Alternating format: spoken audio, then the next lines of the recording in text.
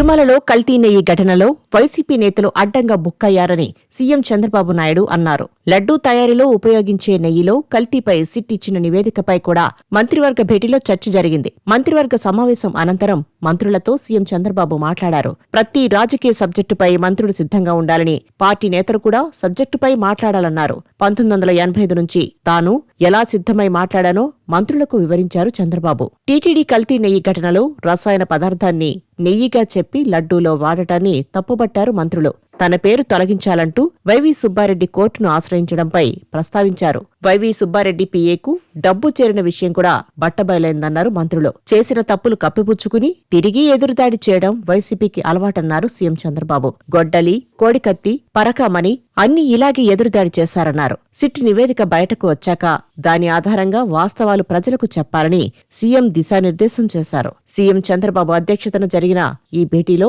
35 agenda అంశాలకు cabinet ఆమోదం తెలిపింది.